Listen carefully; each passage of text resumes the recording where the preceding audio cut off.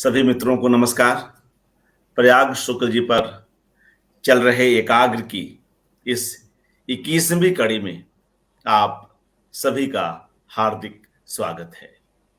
मित्रों, आज की इस कड़ी में जाने माने आलोचक गोपेश्वर सिंह जी अपनी बात रखेंगे।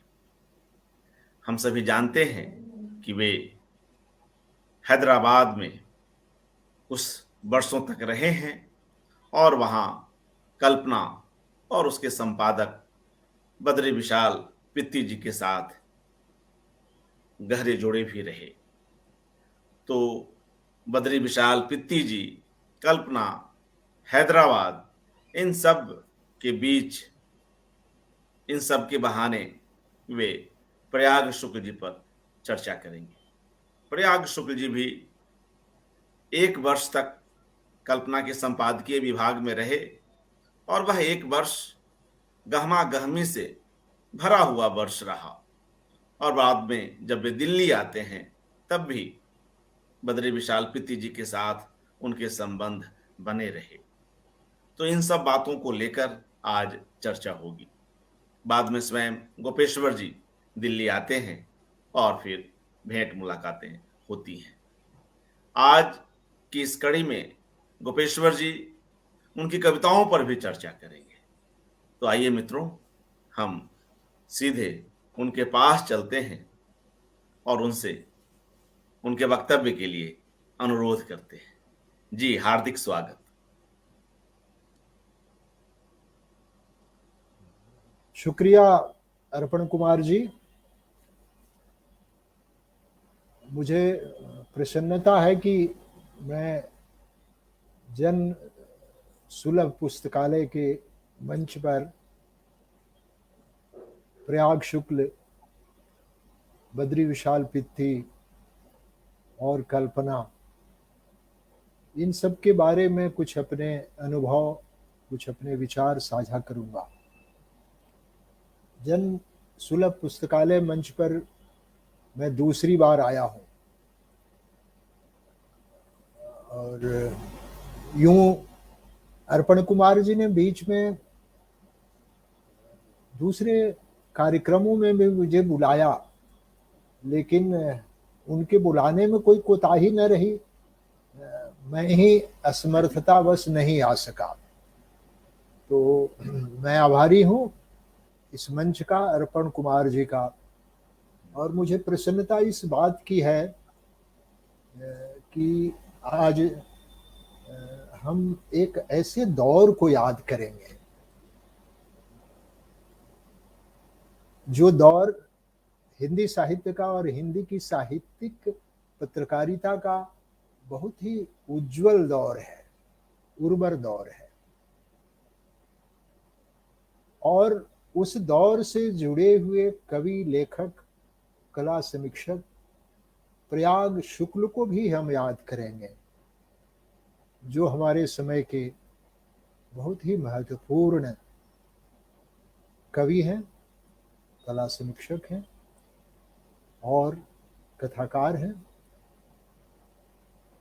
सीने क्रिटिक हैं, चित्रकार हैं। कई रूप हैं प्रयाग जी के।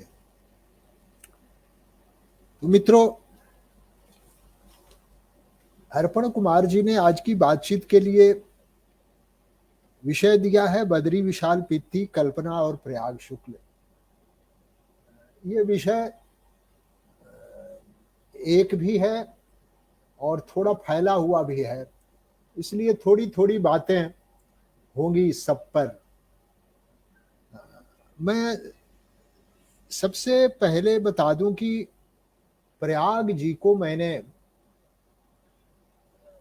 जाना दिनमान के पत्रकार के रूप में।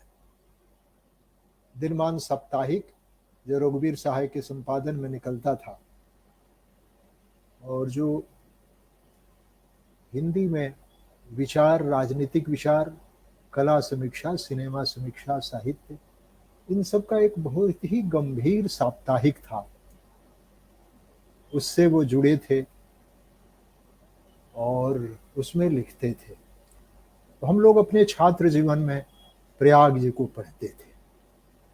उससे उनकी एक छवि मन में बनी और इस तरह से पहला परिचय प्रयाग शुक्ल से हमारा हुआ।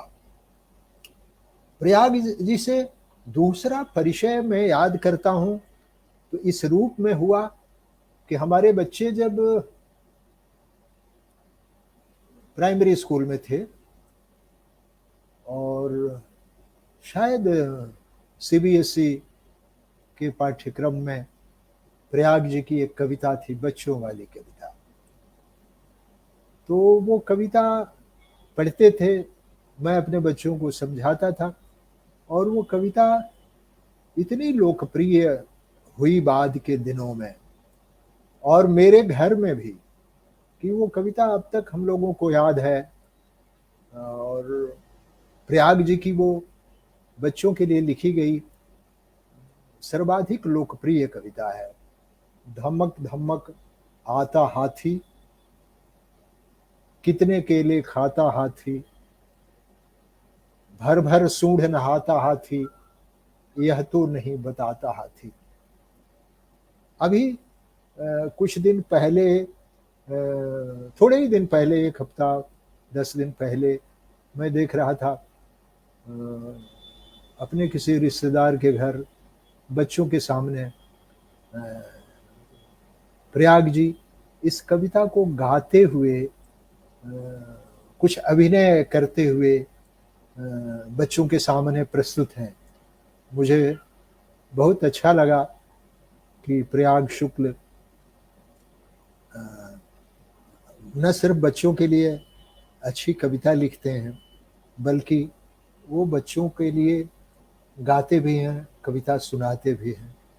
तो प्रयाग शुक्ल से मेरा दूसरा परिचय हुआ उनकी उस बाल कविता के माध्यम से, जो मुझे अब भी याद है और मेरे बच्चों को भी याद है। और इस तरह प्रयाग शुक्ल का मेरे घर में कवि के रूप में एक तरह से प्रवेश हुआ और हमने जाना समझा। यूँ उनको मैं पढ़ता था कवि रूप में और कला समीक्षक के रूप में, लेकिन मेरे बच्चों के माध्यम से उनकी ये कविता मेरे घर में आई।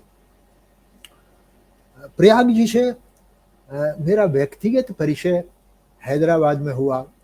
मैं कुल 4 वर्ष रहा, 2000 सन 2000 से लेकर 2004 तक। इसी बीच मेरा ख्याल है कि 2002 या 3 में प्रयाग जी किसी कार्यक्रम में हैदराबाद गए तो हमारे विश्वविद्यालय हैदराबाद केंद्रीय विश्वविद्यालय में भी वो आए, उनका काव्य पाठ भी हुआ। वो किसी विषय पर भी बोले, बहुत अच्छा बोले और उन्होंने अपनी कुछ कविताएं भी सुनाई। जो कविताएं सुनाई उसमें से एक कविता की एक पंक्ति मुझे अब भी याद है, प्रात पक्षी उड़ रहा नीले गगन में। तो उन्होंने सुनाई और वो कविता मुझे याद हो गई, प्रात पक्षी उड़ रहा नीले गगन में। ये पंक्ति इतनी अच्छी मुझे लगी कि वहाँ भी जब वो सुना रहे थे तो 1-2 बार मैंने कहा कि इसे एक बार और सुनाइए और सुनाइए। और ये पंक्ति मुझे अब भी मेरी स्मृति में कहीं अटकी हुई है। तो इस तरह से हैदराबाद में परिचय हुआ। फिर वो हमारे अतिथि भवन में ठहरे हुए थे।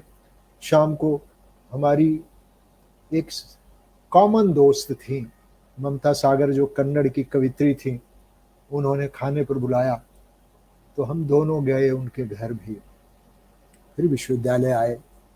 तो इस तरह से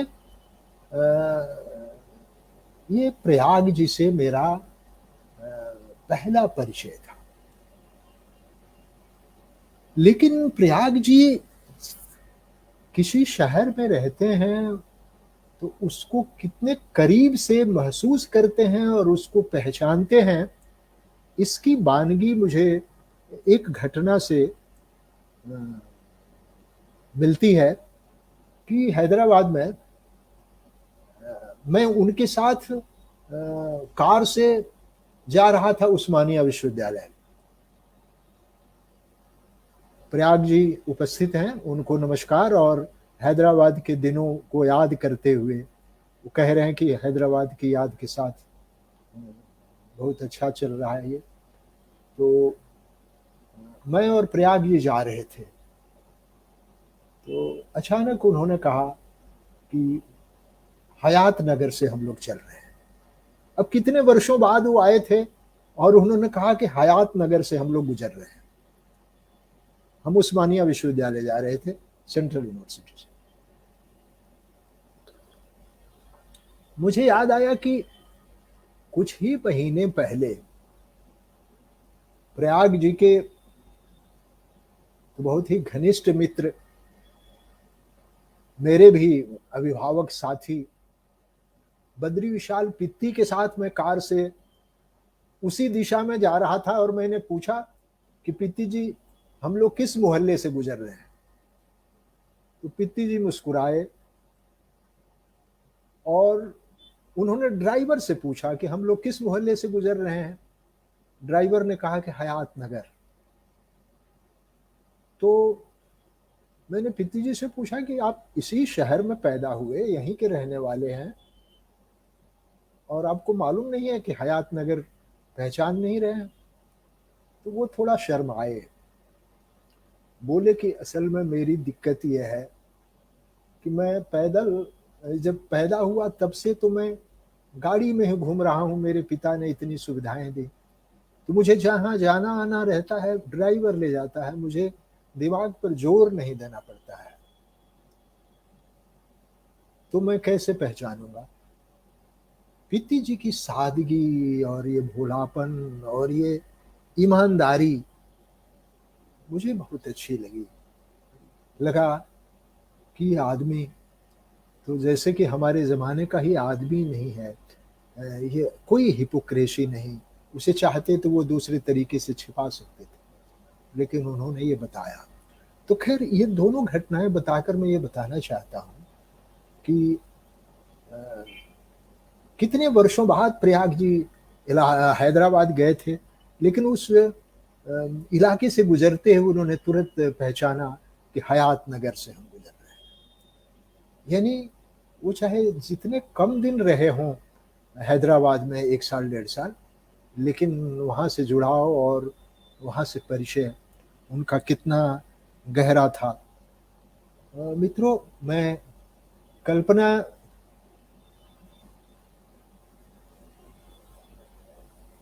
के 2 संपादकों से मिला। पित्ती जी से तो खैर मिलते ही थे, वो संस्थापक संपादक थे, लेकिन जो संपादक मंडल रहा और वो समय समय पर बदलता रहा, जिसमें भवानी प्रसाद मिश्र रहे, रघुवीर सहाय रहे और दूसरे लोग भी रहे, तो उसमें से मुनींद्र जी और प्रयाग जी, ये 2 ऐसे सदस्य थे जो संपादक मंडल में थे और जिनसे मेरा मिलना हुआ। हैदराबाद में जब तक रहा 4 साल के लगभग, मुनींद्र जी के यहाँ लगभग मैं हर सप्ताह 15 दिन पर जाता था और उनसे उसके बारे में बातचीत होती थी, कल्पना के बारे में। फिर प्रयाग जी से परिचय हुआ, तो इन 2 साथियों से, कल्पना के संपादक मंडल के 2 साथियों से मेरा जीवंत संबंध बना और इस तरह से मैंने कल्पना के संपादन के दौर को समझने की कोशिश की। प्रयाग जी से मेरा मन है कि मैं कभी बात करूं कि उर्वशी पर इतना जो विवाद हुआ था और भगवत शरण उपाध्याय ने वैसी जो ध्वंसात्मक समीक्षा लिखी थी और फिर बहस चली, 22 लेखकों ने उस पर अपने विचार व्यक्त किए।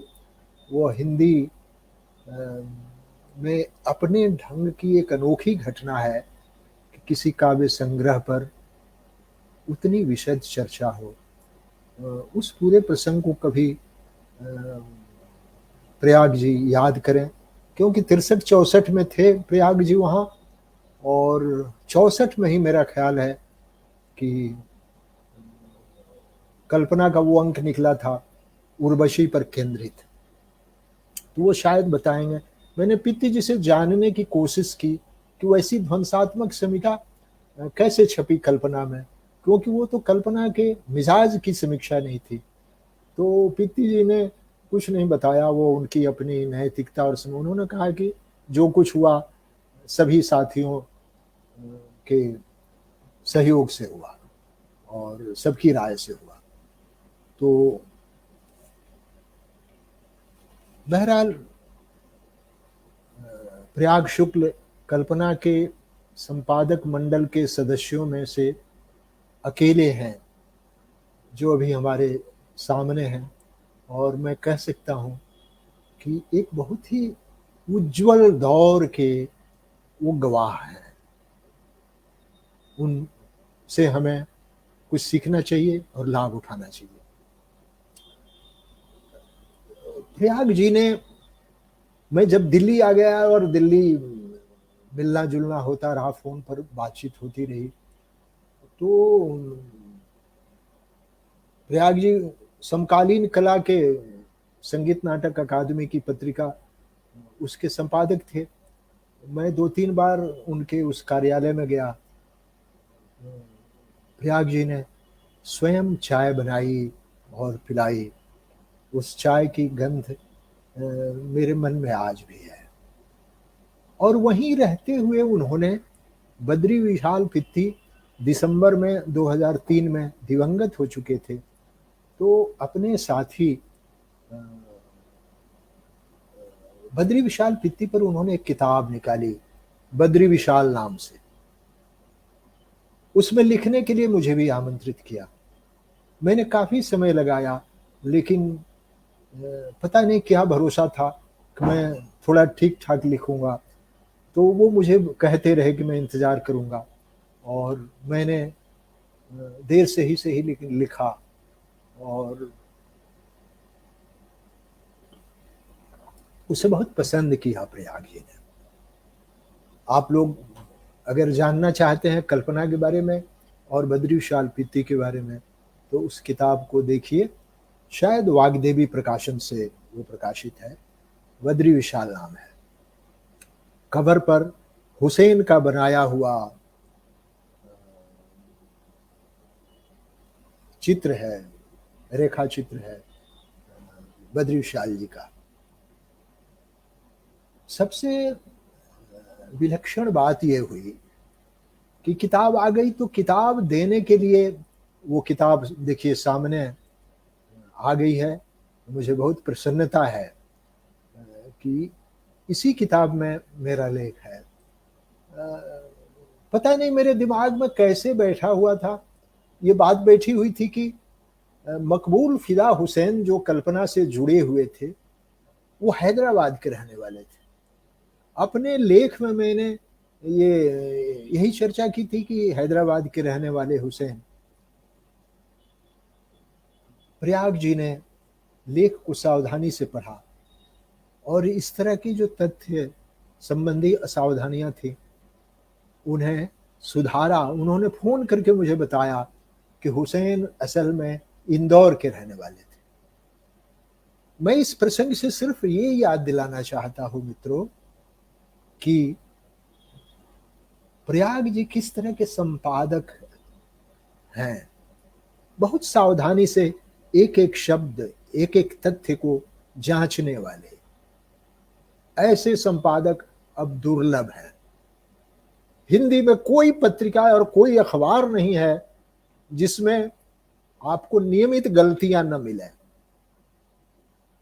तो प्रयाग शुक्ल हिंदी संपादन की जो परंपरा है, उज्जवल परंपरा, उसके साक्ष्य हैं हमारे समय में। हमें उनसे सीखना चाहिए। इससे भी बड़ी बात यह हुई कि जब किताब छप गई और प्रयाग जी ने मुझे फोन किया कि आकर आप मेरे कार्यालय में मंडी हाउस वो किताब ले लीजिए, तो और मेरे साथ चाय पीजिए। तो मैं गया तो उन्होंने चाय तो पिलाई ही, किताब भी दी और एक लिफाफा भी दिया, कहा कि इसे रख लीजिए। मैंने पूछा कि इसमें क्या है, तो उन्होंने कहा कि रख लीजिए, दीपावली मनाइए। वो दीपावली के 2-4 दिन पहले की घटना है। घर आकर मैंने देखा तो देखा कि उसमें 5,000 या 5100 रुपये हैं। ये मेरे लेख का मानदेय था। अब मैंने बद्री विशाल जी पर लेख लिखा था, तो वो तो मेरे अभिभावक थे एक तरह से, और मुझसे उम्र में बहुत बड़े थे, लेकिन बराबर का दर्जा देते थे और सुख दुख पूछते रहते थे। तो मैंने तो उस भाव से लिखा था। फिर प्रयाग जी की बात रखनी थी, लेकिन 5,000 रुपये उन्होंने दिए। मेरी दीपावली तो अच्छी हुई ही, लेकिन मैं मित्रों, ये जन सुलभ पुस्तकालय का जो मंच है, इस पर कहना चाहता हूँ कि ये 10-12 साल 13 साल पहले की घटना है। मुझे आज तक किसी मेरे लेख पर इससे अधिक पारिश्रमिक न मिला जो प्रयाग जी ने पारिश्रमिक दिया। तो ये सारी यादें हैं मेरे मन में। ये भी याद है कि हम विश्व हिंदी सम्मेलन में जोहानिसबर्ग दक्षिण अफ्रीका गए थे, प्रयाग जी भी थे। मेरे पास, मैं चाहता था कि बातचीत करूं फोन पर। घर 2-3 दिन हो गए थे, कोई उपाय नहीं था, क्योंकि मेरा फोन वहां काम नहीं कर रहा था। प्रयाग जी के पास वो इंटरनेशनल मामला रहा होगा मोबाइल से, तो उन्होंने कहा कि मेरे से बात कीजिए। फिर उस बड़े होटल में जहाँ हम ठहराए गए थे भव्य, तो वहाँ नाश्ते में क्या खाया जाए नहीं खाया जाए, ये सब प्रयाग जी के निर्देशन में मैंने सुबह सुबह नाश्ता किया। और वहाँ विचित्र तरह का अंडा था। मैंने पूछा कि ये क्या है, तो प्रयाग जी ने कहा कि ये अंडा है यहाँ का, खाइए इसको, देखिए। तो कुछ यादें हैं प्रयाग की, उनका सानिध्य तो मुझे बहुत नहीं मिला, लेकिन जितनी भी यादें हैं बहुत अच्छी हैं। तो मित्रों, ये प्रयाग जी और बद्री विशाल जी, मैं बद्री विशाल जी के साथ के बारे में एक और बात कहूं कि जब मैं वहां रहता था, तो मैंने एक दिन बद्री विशाल जी से कहा कि कल्पना, पिति जी, कल्पना फिर निकाली जाए, हम लोग सहयोग करेंगे, उसमें काम करेंगे। तो वो मुस्कुराते रहे। तो मैंने कहा कि आप कुछ कह नहीं रहे हैं। तो उन्होंने कहा कि अब कल्पना क्या निकलेगी, कल्पना को जब तक निकलना था निकली, बंद हो गई। आप लोग चाहें तो दूसरी पत्रिका निकालिए, कांता पीति ट्रस्ट से मैं उसमें सहयोग दिलवाऊंगा। कांता पीति उनकी बहन थी, और वो दिवंगत हो गई थी, तो उनके नाम पर एक ट्रस्ट वहाँ चलता था और कहानियाँ लिखती थी। तो 1-2 बार हम लोगों को उन्होंने सेमिनार कराने के लिए कुछ आर्थिक मदद भी दी थी। जैसे राम वृक्ष बेनीपुरी पर हमने सेमिनार कराया, तो उन्होंने आर्थिक मदद कराई। तो कहा कि उससे मैं मदद कराऊंगा, आप कुछ युवा लोग उसमें वो पत्रिका निकालिए, नई पत्रिका निकालिए। अब कल्पना का दौर बीत चुका है, उससे अच्छा बुरा जो भी करना था, कल्पना ने अपना दायित्व निभा दिया है। मुझे ये बात बहुत अच्छी लगी, और अपने भोलेपन पर भी आश्चर्य हुआ कि किस साहस से मैं कह रहा था कि कल्पना फिर निकाली जाए। आप जानते हैं कि इतिहास को दोहराया नहीं जा सकता है, और दोहराने से हास्यास्पद स्थिति होती है या ट्रेजेडी होती है, ये कहा गया है। तो लेकिन पित्ती जी ने कहा कि आप लोग पत्रिका जरूर निकालें, लेकिन एक बात का हमेशा ध्यान रखें कि लेखकों को पारिश्रमिक जरूरत है। आजकल सुनता हूं कि पत्रिकाएं तो खूब निकलती हैं, लेकिन लेखकों को पारिश्रमिक नहीं मिलता है। ये पित्ती जी थे। जब तक रहे पित्ती जी, नरेंद्र देव, जयप्रकाश नारायण, लोहिया, तो इन सब की जयंतियां वो मनाते थे, हमें ले जाते थे बोलने के लिए। त्रिवेणी नाम से वो आयोजन करते थे, महीना 2 महीना पर अपने घर पर। और त्रिवेणी में उर्दू, हिंदी और तेलुगु 3 भाषाओं के साहित्य पर चर्चा होती थी, कविताएं सुनाई जाती थी। और उसका नाम त्रिवेणी इसलिए था कि उसमें साहित्य, संगीत और कला,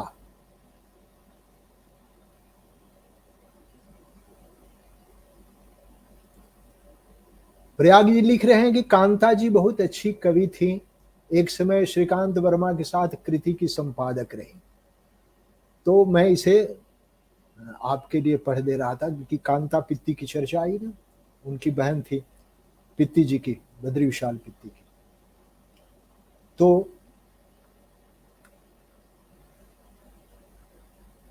बद्री विशाल पित्ती समाजवादी विचार के थे। वो समाजवादी सोशलिस्ट पार्टी के संस्थापकों में भी रहे, लोहिया के एक तरह से संरक्षक रहे। मैं अक्सर कहता हूं कि जैसे कार्ल मार्क्स बनाए रखने में उनके मित्र एंगल्स की भूमिका थी, उसी तरह से डॉक्टर राम मनोहर लोहिया को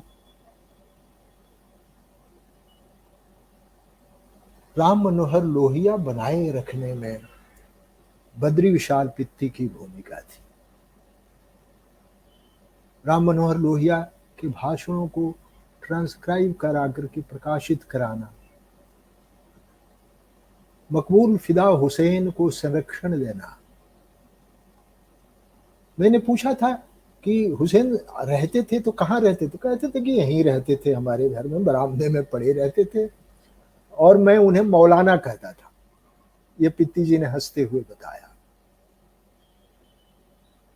ये मकबूल फिदा हुसैन का प्रारंभिक दौर था। तो हमारे समय में त्रिवेणी के आयोजन होते थे, संगीत, साहित्य और चित्रकला, कला, उर्दू, हिंदी और तेलुगु के साहित्यकारों का जमावड़ा।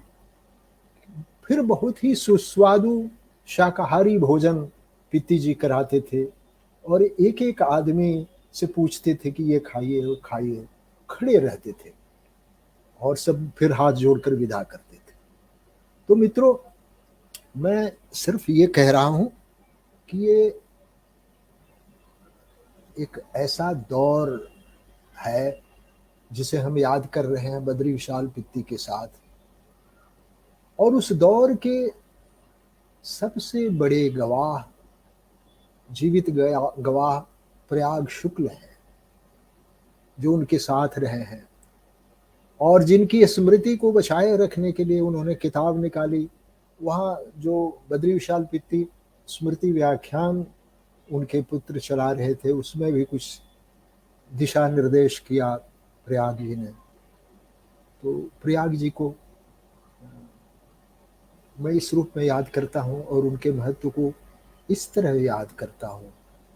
प्रयाग जी को जब मैं देखता हूँ तो उनका बोलना, उनका उठना बैठना, उनकी मधुर वाणी, मितभाषी होना, फिर उनका वस्त्र विन्यास, सब कुछ मुझे लगता है कि जैसे किसी कलाकार ने बनाया हो।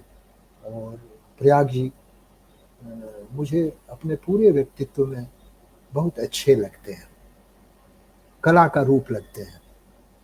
तो मैं अपने इस कलाकार साथी का एक तरह से अभिनंदन करता हूँ इस अवसर पर, और मैं साधुवाद देता हूँ अर्पण कुमार जी को कि प्रयाग जी पर ये जो एक आयोजन आपने, लंबा आयोजन 1 सप्ताह का चलाया है, इसमें शामिल होकर मुझे प्रसन्नता हो रही है। और आपने जो ये आयोजन किया, इसके लिए आपको साधुवाद कि आपने एक बहुत ही सही कलाविद, कवि को याद किया और उनके महत्व से हिंदी समाज को बार बार परिचित कराने का आपने उपक्रम किया।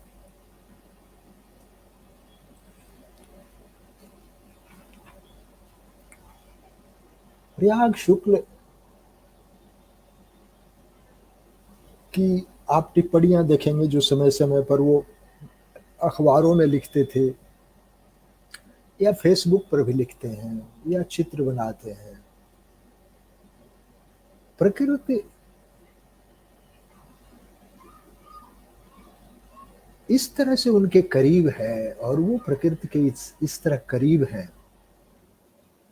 कि छोटी छोटी बातें जो हमारे जीवन में घटित हो रही हैं, फूल पौधों के साथ लगाव, प्रकृति के साथ, धूप के साथ, जाड़े के साथ, ये जो हमारा संबंध है, उस संबंध को प्रयाग जी याद करते हैं, बार बार लिखते हैं। और वो जो लिखते हैं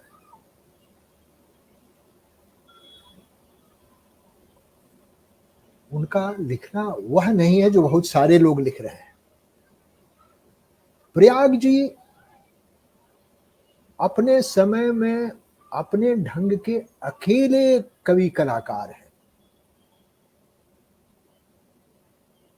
लेखक हैं।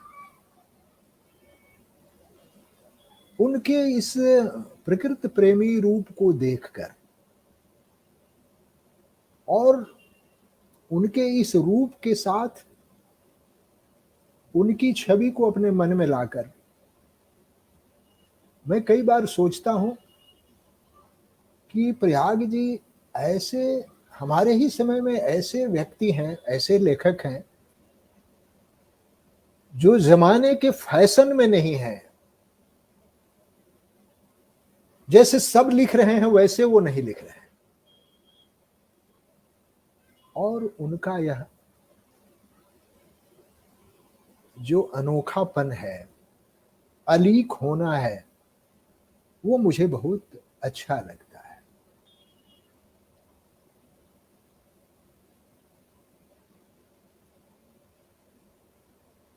प्रयाग जी के कई संग्रह हैं। अब उन संग्रहों पर तो यहाँ बातचीत नहीं हो सकती है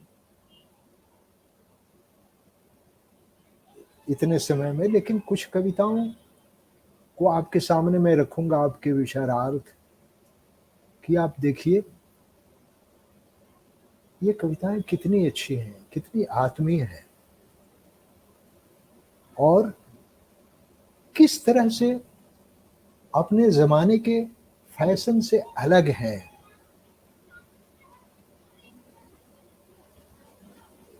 एक कविता है, जल को बचाता, जल को बचाता तो जीवन बचाता हूं, जल को बचाता तो जीवन बचाता हूं, हवा को संवारता निर्मल मैं रखता, हवा को संवारता निर्मल मैं रखता तो जीवन बचाता हूं, पेड़ फूल पत्ते उगाता मैं, रखता हूं धरती को हरे भरे सपने में, जीवन बचाता हूं।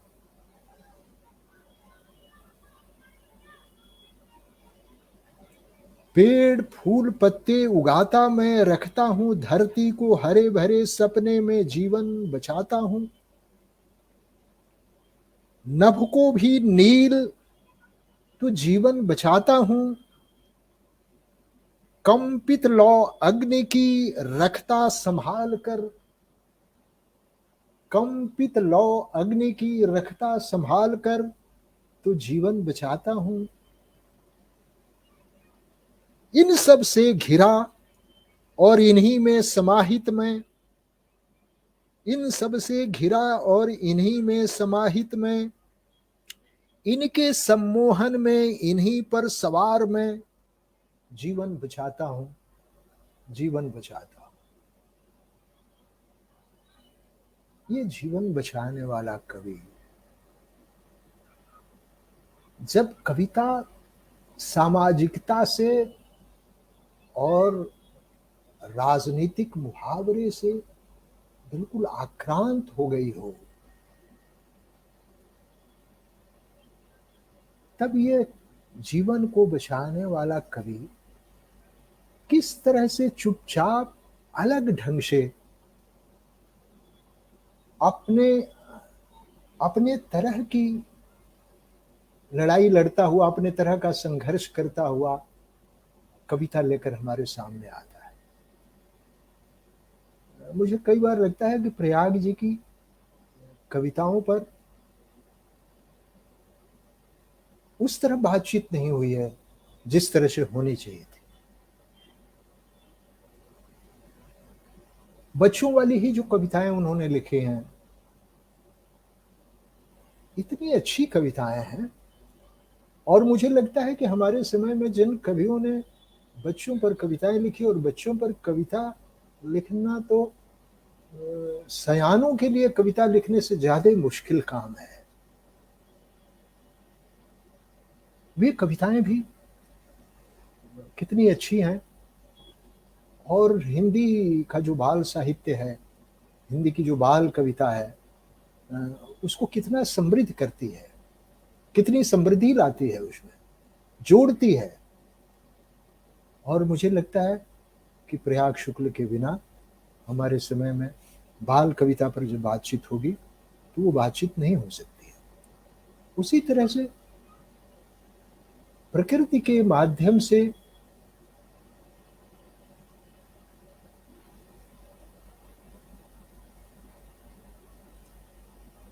प्रयाग जी ने जो एक अलग तरह का काव्य संसार रचा है, अपनी टिप्पणियों के जरिए, अपनी कविताओं के जरिए, और इस तरह से जीवन को बचाने का एक नया जो प्रयास किया है, नया उपक्रम किया है, एक कवि के रूप में हस्तक्षेप किया है, उसे बार बार रेखांकित करने की जरूरत है।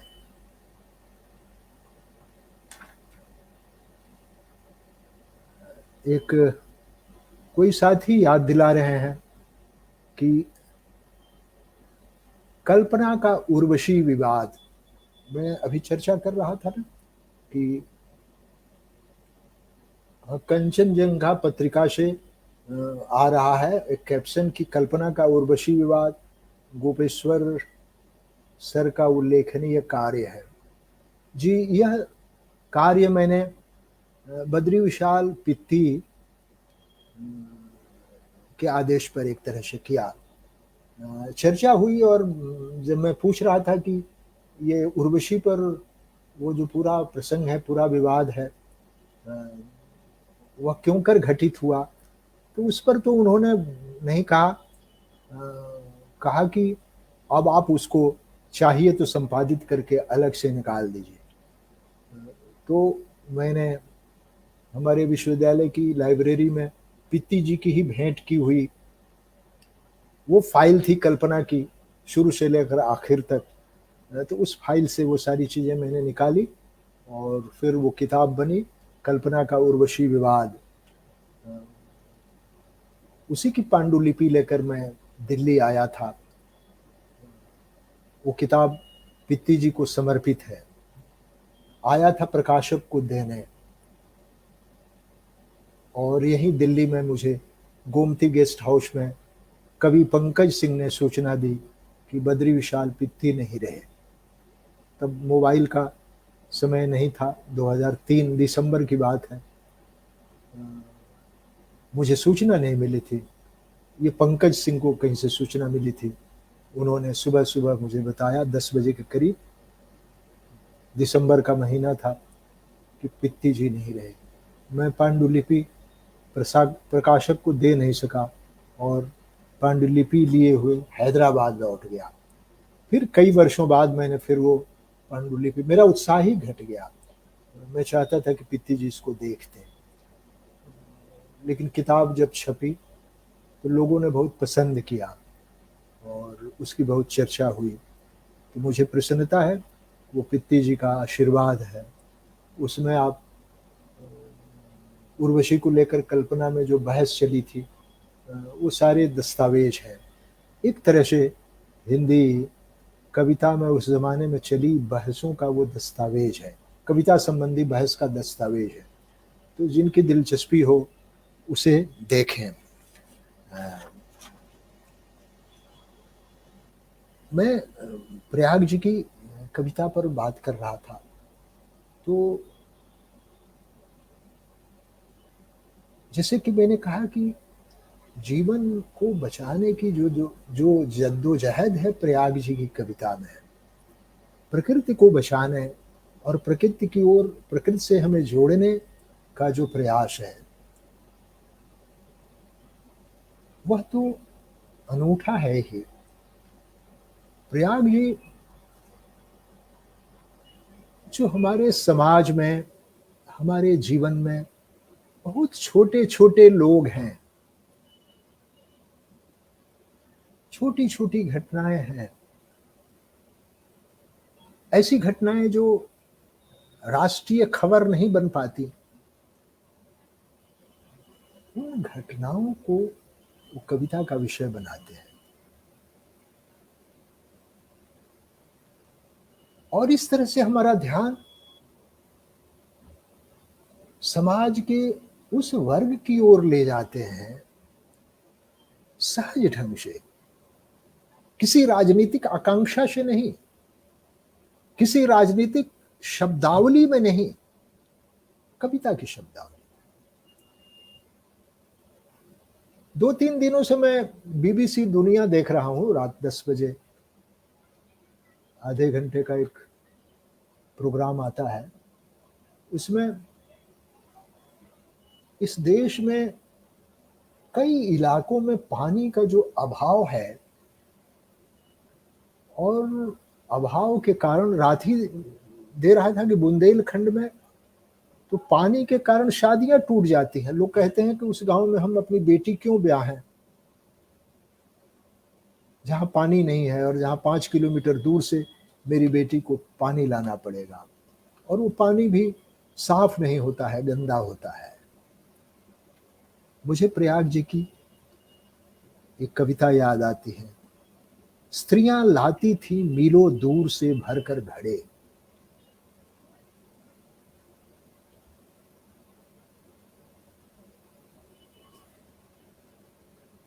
तेज प्रताप तेजस्वी दिल्ली विश्वविद्यालय के शोध छात्र हैं।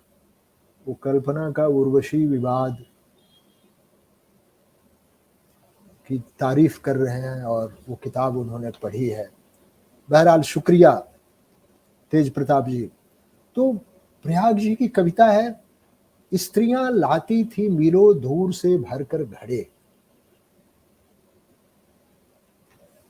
ये कविता मैं आपके सामने प्रस्तुत करना चाहता हूं, और इस कविता के माध्यम से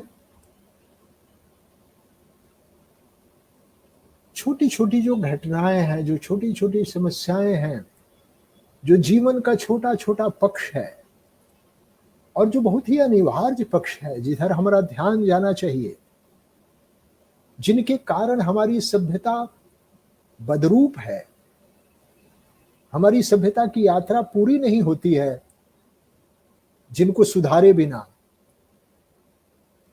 कभी कभी प्रयाग शुक्ल उधर हमें ले जाते हैं। ये कविता देखिए, स्त्रियां लाती थी मीलों दूर से भरकर घड़े। अब ये कविता आज मैं पढ़ रहा था तो मुझे बुंदेलखंड में और 4-5 दिन पहले बीबीसी ने दिखलाया जैसलमेर में उसी तरह से औरतें घड़ा में भरकर पानी ला रही हैं 4 किलोमीटर 5 किलोमीटर से। वैसे ही बुंदेलखंड। मेरे सामने सवाल यह है कि हिंदी कविता में यथार्थ का बहुत जोर है। यथार्थ को व्यक्त करने का और यथार्थ को सामने लाने का एक और तरीका है, एक और आधार है जो प्रयाग शुक्ल लेकर आ रहे हैं। अब यथार्थवादी कवि के रूप में प्रयाग शुक्ल की तो चर्चा नहीं होती है। उन्हें कहा जाता है कि वो प्रकृति, पक्षी, पेड़, फूल के कवि हैं। उनके आलोचक उनके विरोधी कहते हैं। जो कविता में राजनीतिक आशय ढूंढते हैं, और कैसा राजनीतिक आशय, तो जो बहुत लाउड हो, तो प्रयाग शुक्ल को वो ठीक से जानते नहीं है। ये कविता देखिए, स्त्रियां लाती थी मीलों दूर से भरकर घड़े, अभी भी ला रही हैं। यानी आज अगर 16 जून 2022 है तो 16 जून 2022 को भी ला रही है। ये जो हमारा तथाकथित विकास है, उस पर प्रश्न चिन्ह लगाता हुआ हमारे समाज का ये सच किस तरह से प्रयाग शुक्ल की कविता में व्यक्त हो रहा है। खड़े थे कई बच्चे तितर वितर, खड़े थे कई बच्चे तितर वितर, नहीं था पानी, बिजली नहीं थी, कीचड़ था। खड़े थे कई बच्चे तितर वितर, नहीं था पानी, बिजली नहीं थी, कीचड़ था। आंधी चलती थी, बूंदें गिरती थी। रोती थी कविता की दुनिया में रात की नदियां, रोती थी कविता की दुनिया में रात की नदियां। घोंसले बनते थे, उजड़ते थे, स्त्रियां लाती थी मीलों दूर से भरकर घड़े। बच्चियां मांजती थी सुबह से रात तक बर्तन दूसरों के, बच्चियां मांजती थी सुबह से रात तक बर्तन दूसरों के। आती जाती थी ट्रेनें, नीम और पीपल थे, कहानियां थीं उनकी हजारों हजार। कोहराम थे,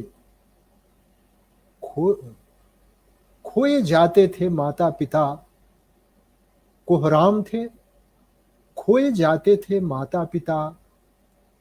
बैठे थे गुमशुदा बच्चे चुपचाप, स्त्रियां लाती थी मीलों दूर से भरकर घड़े। ये जो घड़ा भरकर दूर से, मीलों दूर से लाने वाली स्त्रियों को देखते हुए कवि उस पूरे परिवेश को जिस रूप में याद कर रहा है, वह हिंदी कविता का एक नया परिवेश है, वो नया इलाका है, वो यथार्थ को कहने का नया ढंग है। वो बहुत सहज ढंग से, सांकेतिक रूप से एक भयावह सच को, हमारे तथाकथित विकास की सच्चाई को व्यक्त करने वाली कविता है। मैं कहना चाहता हूं इन्हीं शब्दों के साथ कि प्रयाग शुक्ल कितने बड़े कला पारखी हैं, कला समीक्षक हैं, इस पर मैं कुछ भी कहने का अधिकारी नहीं हूं। उन्होंने जो चित्र बनाए हैं, वे चित्र कितने महत्व के हैं, इस पर भी मैं कहने का अधिकारी नहीं हूं। उन्होंने कलाकारों की से जो भेंट वार्ताएं की हैं और वो छपी हैं, वो महत्वपूर्ण तो हैं, उन्हें जानने का एक आधार है, लेकिन मैं उस पर बहुत कुछ कहने का अधिकारी नहीं हूँ। मैं हिंदी का एक छात्र,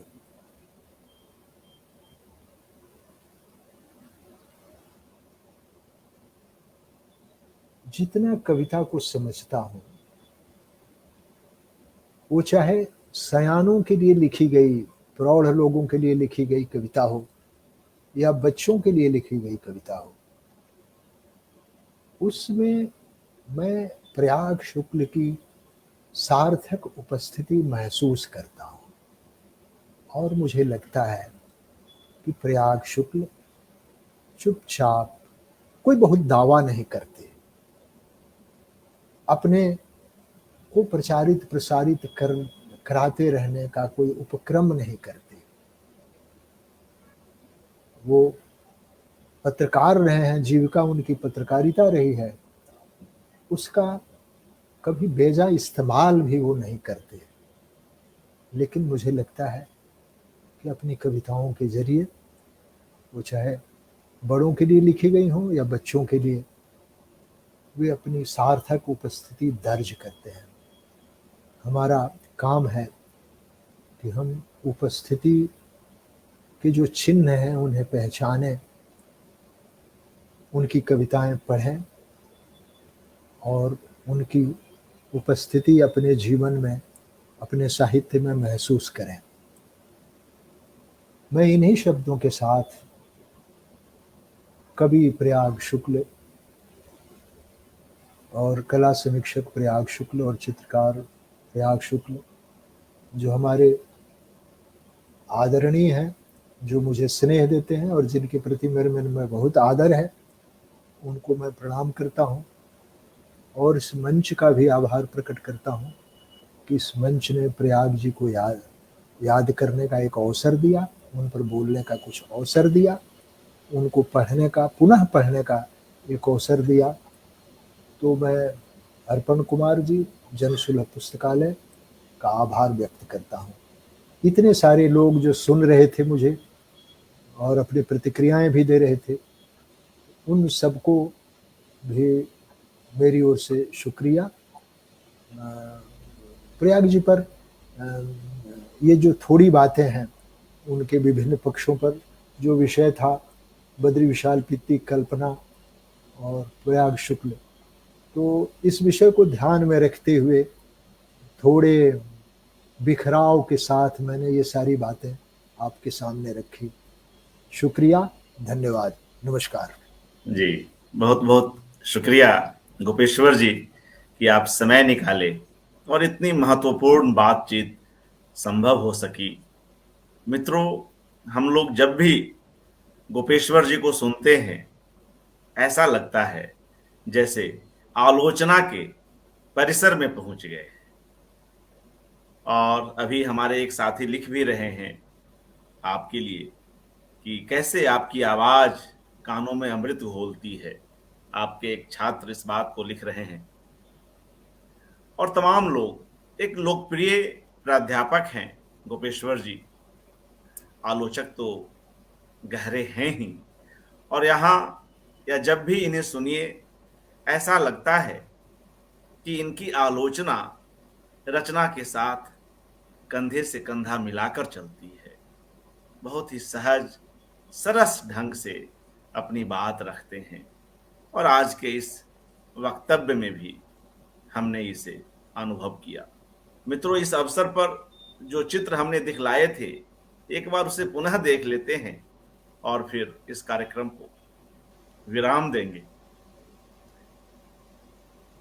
जी, यह चित्र है जिसमें प्रयाग शुक्ल जी हैं, बद्री विशाल जी हैं और चित्रकार विजय कुमार जी हैं। और यह चित्र उसी पुस्तक का कवर है, बद्री विशाल जी पर, जो प्रयाग शुक्ल जी ने संपादित किया, जिसे और जिसकी चर्चा अभी गोपेश्वर जी कर रहे थे कि किस तरह इतना मनोभावन एक पेंटिंग स्वयं एक बड़े चित्रकार, एक लीजेंड चित्रकार मकबूल फिदा हुसैन जी ने इसे बनाया। और इसकी कहानी प्रयाग जी सुना रहे थे कि चित्रों के लिए रंग कम थे और बद्री विशाल जी की बेटी कह रही थी कि उनके लिए वे कोई पोर्ट्रेट बनाएं। और फिर यह बात हुई कि रंग और लाए जाएं। तब उनकी बेटी ने कहा बद्री विशाल जी की कि अभी जितने रंग हैं इससे क्यों नहीं आप बद्री विशाल जी का कोई पोर्ट्रेट बना देते हैं। और फिर मकबूल फिदा हुसैन उसे बनाने लगते हैं।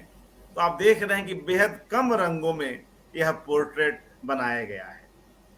और जब उनकी बेटी इस काम को देख रही थी तो वे चौंकी और मकबूल फिदा हुसैन जी से पूछती हैं कि आप एक बार भी बद्री विशाल जी का चित्र नहीं देख रहे, आप तो बिना देखे ही बना रहे हैं। इस पर जवाब देते हैं सिंह साहब जी अपने जी। हुसैन जी कि उनको हमें देखने की जरूरत नहीं है, वे हमारे हृदय में हैं और बिना किसी चित्र को देखे यह पोर्ट्रेट मकबूल फिदा हुसैन जी बनाते हैं। और ऊपर जो आप नाम देख रहे हैं मित्रों, बद्री विशाल, यह उनका हस्ताक्षर है। वे अपना नाम इसी तरह से लिखा करते थे। एक पुस्तक का संपादन कितने सुरुचिपूर्ण तरीके से हो सकता है और उसमें किन किन बारीकियों का ध्यान रखा जा सकता है, यह किताब इसका भी प्रमाण है, जिसकी ओर संकेत गोपेश्वर जी ने भी किया। एक बार यहाँ जिन लोगों के आलेख हैं मैं उनके नाम ले लूं। राय आनंद कृष्ण जी, कृष्ण बलदेव वैद, कुंवर नारायण जी, गोपेश्वर जी, लक्ष्मा गौड़ जी, कमलेश, नेहपाल सिंह वर्मा, अजीत कुमार, स्वयं मकबूल फिदा हुसैन, अशोक वाजपेयी जी, जगदीश मित्तल, रमेश चंद्र शाह जी, राम कुमार, कृष्ण बल्लभ दवे, मुनेन्द्र जी जिसकी चर्चा अभी सिंह साहब कर रहे थे, पंडित जसराज, चंद्रकांता, स्वप्न सुंदरी, शमशाद, अखिलेश और स्वयं प्रयाग शुक्ल जी। तो इस तरह से मित्रों यह पुस्तक तैयार हुई और इसमें कई ऐसी बातें हैं जिसे हमें बार बार पढ़ने की जरूरत है, जिसकी ओर लौटने की जरूरत है। एक दो चित्र और हैं, उसे भी देख लेते हैं। यह कल्पना का एक अंक है, बस दिखाने के लिए यहां पर रखा। और यह कल्पना का काशी अंक है जो स्वयं बद्री जी अपने रहते हुए नहीं निकाल सके। और प्रयाग जी बतला रहे थे कि जब इस अंक के लिए वह पुनः हैदराबाद लौटते हैं तो 3 बोरों की सामग्री थी इस काशी अंक के लिए। उनमें से कुछ एक ही ले पाते हैं, बाकी वे नए सिरे से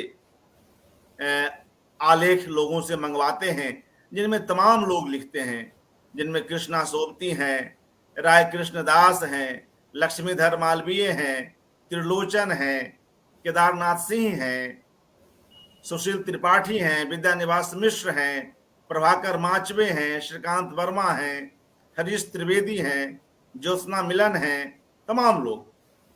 और अष्टभुजा शुक्ल हैं, ज्ञानेन्द्र पति हैं, आलेख भी हैं, कविताएं भी हैं। और इस तरह से यह अंक भी निकला, एक बड़ा अंक, एक महत्वपूर्ण अंक, एक विशद अंक। इन दोनों का ही संपादन प्रयाग शुक्ल जी ने ही किया, आप सभी जान रहे हैं।